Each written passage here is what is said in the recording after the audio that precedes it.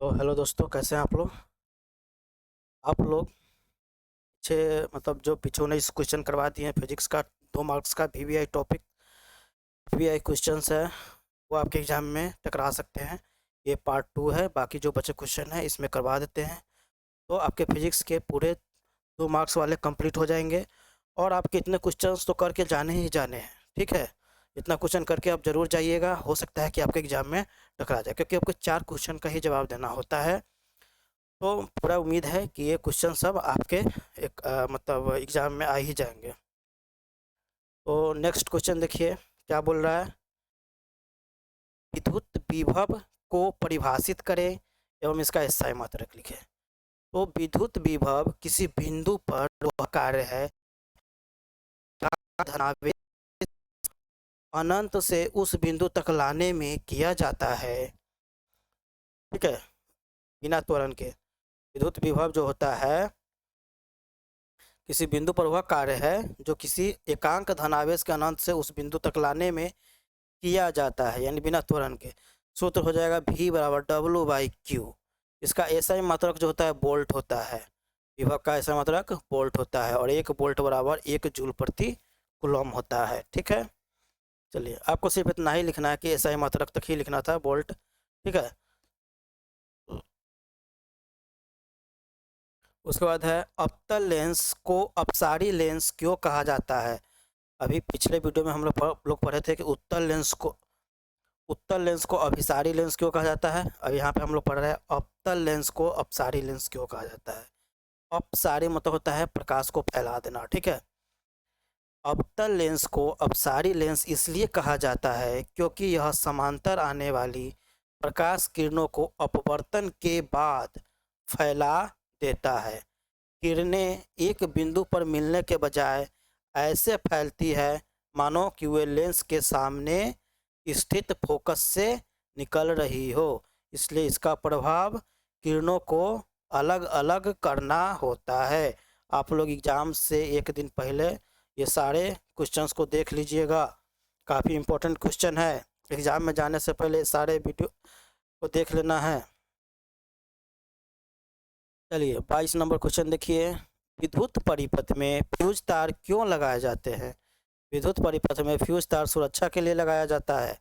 यह पतला और कम गलनांक वाला तार होता है जो अधिक धारा प्रवाहित होने पर गर्म होकर पिघल जाता है और परिपथ को तोड़ देता है, यानी लाइन कट जाता है।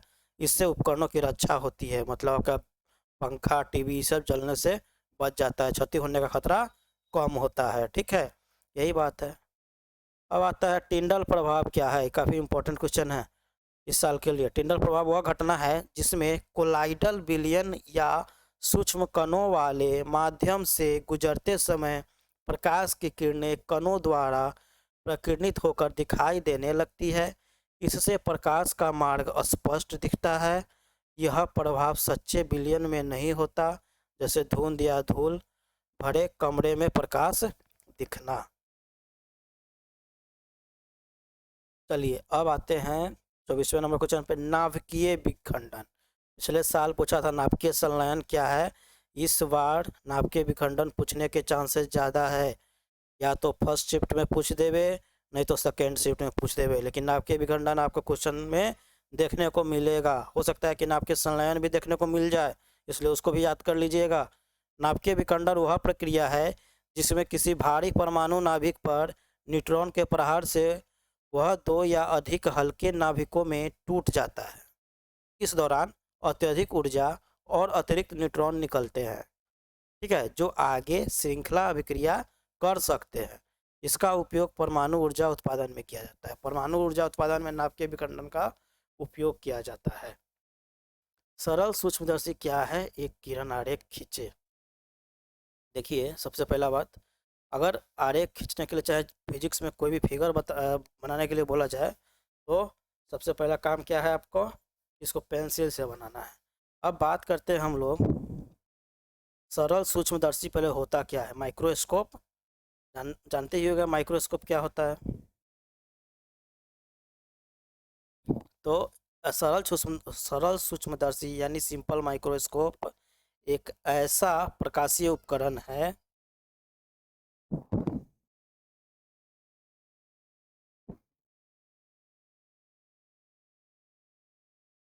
देखिए तो क्या होता है, एक ऐसा प्रकाशीय उपकरण है जिसमें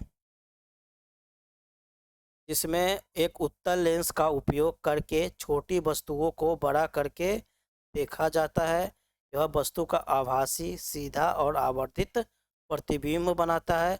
इसका उपयोग घड़ी साज, जौहरी और प्रयोगशाला में किया जाता है। माइक्रोस्कोप का काम यही है। ठीक है। और इसके लिए बोल रहा है सरल सूक्ष्मदर्शी का एक क्या बोले मतलब किरण आरेख खींचे। ठीक है। तो इसमें एक उत्तल लेंस लगा होता है सरल सूक्ष्मदर्शी में, याद रखिएगा। इसके लिए हम लोग फिगर बना रहे हैं, ध्यान से देखिएगा। चलिए यहीं पे हम छोटा सा बनाएंगे फिगर, ज़्यादा बड़ा नहीं बनाएंगे। ध्यान से देखिएगा आप लोग। चलिए यहाँ पे आप पहले एक उत्तल लेंस बना लीजिएगा। ठीक है। उत्तल लेंस यहाँ पे बनेगा। ये चलिए उत्तल लेंस बना। इसमें एक अभिलंब डाल दिए हम लोग। ये प्रधान अक्ष हो गया। ठीक है, प्रधान अक्ष हो गया इस तरह से। चलिए अब यहाँ पे देखिए, आप यहाँ पे अगर ए बी वस्तु, ठीक है, देखिए माइक्रोस्कोप का काम क्या होता है कि दूर कोई वस्तु आपको दूर दिखाई देगा। तो यहाँ पे देखिए, अगर यहाँ से कोई किरण जा रहा है, देखिए यहाँ पे कोई किरण जा रहा है यहाँ से, कोई किरण जा रहा है तो यहाँ से ये मुड़ जाएगा, मुड़ के फोकस से होकर गुजरेगा, फोकस से होकर गुजरेगा, ये फोकस से होकर गुजरेगा। और ये एक हम लोग ले जाएंगे यहाँ पे डायरेक्ट सीधा, ये अभिलंब के बिंदु से, अभी केंद्र से। ठीक है, इस तरह से ले जाएंगे। ठीक है। ठीक है, इस तरह से हम लोग ले जाएंगे। ये आपका हो गया मुख्य अक्ष, मुख्य अक्ष से होकर गुजरता है। ठीक है, मुख्य अक्ष से। तो यहाँ से आप लोग देखिएगा, यहाँ से बिंदु को। ठीक है, ठीक है, देखें माइक्रोस्कोप आपका मतलब ये आँख हो गया यहाँ पे, इस तरह से आपका आँख हो गया। ठीक है, ये आँख है। अब यहाँ से देख रहे हैं, ये प्रेक्षक है, ऑब्जर्व, ये प्रेक्षक हो गया। यहाँ से आप देख रहे हैं वस्तु को। ठीक है। तो आपको वस्तु जो है ये माइक्रोस्कोप में क्या होता है, बड़ा होके दिखाई देता है। थोड़ा ये बड़ा होकर आपको दिखाई देगा। ठीक है, यहाँ पे ऐसे करके बड़ा दिखाई देगा आपको। ठीक है।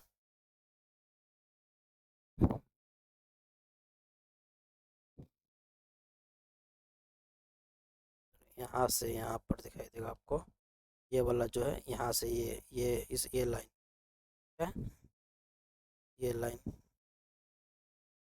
ये लाइन यहाँ पे इस तरह से दिखाई देगा, और ये वाला यहाँ दिखाई, मतलब ये वस्तु का बड़ा हुआ होता हुआ दिखाई देगा। तो आप समझ सकते हैं यहाँ पे। चलिए, ये क्या है, फोकस, वस्तु को क्या किया गया हुआ है, फोकस और ध्रुव के बीच में रखा गया हुआ है, ध्रुव और फोकस के बीच में रखा गया हुआ है। एफ डैश हो जाएगा यहाँ पे, यहाँ पे ए डैश बी डैश बना, और ये एक ए बी वस्तु है। ठीक है, यहाँ पे ऐसे समझिए बात को। इसी तरह एक सरल सूक्ष्मदर्शी का आपका किरण आरेख भी खींचा गया। ठीक है, इसलिए देख लीजिएगा इसको। अब आइए नेक्स्ट क्वेश्चन है आपका, प्रकाश का अपवर्तन का नियम क्या है। आपके प्रकाश के परावर्तन का नियम भी पूछा जा सकता है, याद कर लीजिएगा। प्रकाश का अपवर्तन का नियम क्या है, तो आपतित किरण, पहला नियम क्या है, आपतित किरण, अपवर्तित किरण एवं दो पारगमनीय माध्यमों के संपर्क बिंदु पर सतह के अभिलंब सभी एक ही तल में होते हैं। मतलब आपतित किरण, अपवर्तित किरण और अभिलंब एक ही तल में होता है। इसका दूसरा नियम है कि आपतन कोण की ज्या एवं अपवर्तन कोण की ज्या के अनुपात एक स्थिरांक होता है, मतलब साइन आई बटे साइन आर। ठीक है, नियतांक होता है। ठीक है, कोई भी के मान लीजिए नियतांक होता है। ठीक है। अब आते हैं लघु पतन से आप क्या समझते हैं। तो लघु पतन वह अवस्था है जब विद्युत धारा परिपथ के निर्धारित मार्ग को छोड़कर कम प्रतिरोध वाले अनियंत्रित मार्ग से बहने लगती है। इससे अत्यधिक धारा प्रवाहित होती है, तार गर्म हो जाते हैं और आग लगने या उपकरण खराब होने का खतरा बढ़ जाता है। यह प्रायः इंसुलेशन खराब होने से होता है। चलिए अब नेक्स्ट क्वेश्चन देखते हैं। का प्रकीर्णन समझा, ये काफ़ी इंपॉर्टेंट क्वेश्चन है। ठीक है, काफ़ी इंपॉर्टेंट क्वेश्चन है आपका। चलिए, प्रकाश का प्रकीर्णन वह प्रक्रिया है जिसमें प्रकाश किरणें वायुमंडल के सूक्ष्म कणों, धूल या गैस अणु से टकराकर विभिन्न दिशाओं में फैल जाती है। छोटे तरंगदैर्घ्य का प्रकाश अधिक प्रकीर्णित होता है, इसलिए आकाश नीला दिखाई देता है तथा सूर्योदय और सूर्यास्त के समय सूर्य लाल दिखाई पड़ता है, प्रकाश के प्रकीर्णन के कारण ही। नेत्र अपने अंदर वाले प्रकाश की मात्रा को कैसे नियंत्रित करते हैं? ये काफ़ी अच्छा क्वेश्चन है। नेत्र में जो प्रकाश की मात्रा परितारिका द्वारा नियंत्रित होती है, ठीक है, आइरिस के द्वारा। यह पुतली के आकार को बदलता है। तेज प्रकाश में पुतली सिकुड़ कर छोटी हो जाती है, जिससे कम प्रकाश प्रवेश करती है। जो मतलब जैसे ही तेज प्रकाश आएगा तो पुतली सिकुड़ जाएगी, जिससे प्रकाश क्या होता है, कम फैल कर बड़ी हो जाती है। आँख नहीं बड़ा कर लेते हम लोग, ठीक है, तो पुतली सिकुड़ कर मतलब पुतली जो होता है कम रोशनी में बड़ा हो जाता है फैल कर, और अधिक प्रकाश आँख के अंदर जाता है। यह स्वचालित प्रक्रिया है, ये अपने आप होते रहता है, ऑटोमेटिक होते रहता है। जैसे ही आपको तेज प्रकाश आएगा तो आपका आँख बंद होने लगता है, यानी आपकी पुतली सिकुड़ने लगती है, ठीक है। और अंधेरा में आप देखते हैं तो आप आँख आपको बड़ा करके देखना होता है कि हमको दिखाई दे रहा है कि नहीं, ठीक है। अब नेक्स्ट क्वेश्चन देखिए, दृष्टि निर्बंध क्या है? दृष्टि निर्बंध वह अवस्था है जिसमें व्यक्ति को देखने की क्षमता सामान्य से कम हो जाती है और चश्मे से भी पूरी तरह ठीक नहीं होती है। मतलब इसमें चश्मा कोई काम का ही नहीं रहेगा आपको, ठीक है। ऐसे व्यक्ति को पढ़ने, लिखने या वस्तुओं के पहचान में कठिनाई होती है। इसके प्रमुख रूप कम दृष्टि और अंधत्व है। कारणों में जन्मजात दोष, चोट, रोग या विटामिन की कमी शामिल है। इसलिए कहा जाता है कि विटामिन के शरीर में विटामिन का कमी ना करने, ज़्यादा ना कमी होने, ठीक है। तो आप समझ गए फिजिक्स का टॉप 30 क्वेश्चन, 25 प्लस क्वेश्चन आपका आ चुका है। 2 पार्ट में आया है, दोनों पार्ट देख लीजिएगा और 100% श्योर है कि आप 100% पास कर जाइएगा। इसी में से आपका क्वेश्चंस आएगा। ये काफ़ी हाईलाइटेड क्वेश्चन है, गेस किया हुआ क्वेश्चन है, काफ़ी इंपॉर्टेंट है, तो आप 100% इसको देख के जाना है तो जाना है, ठीक है। चलिए, धन्यवाद। अब मिलते हैं नेक्स्ट सब्जेक्ट के साथ नेक्स्ट वीडियो में। इसी तरह आपके क्वेश्चंस आते रहेंगे आपके एग्ज़ाम होने तक, ठीक है। आपको इस चैनल से बने रहना है और देखते रहना है, ठीक है।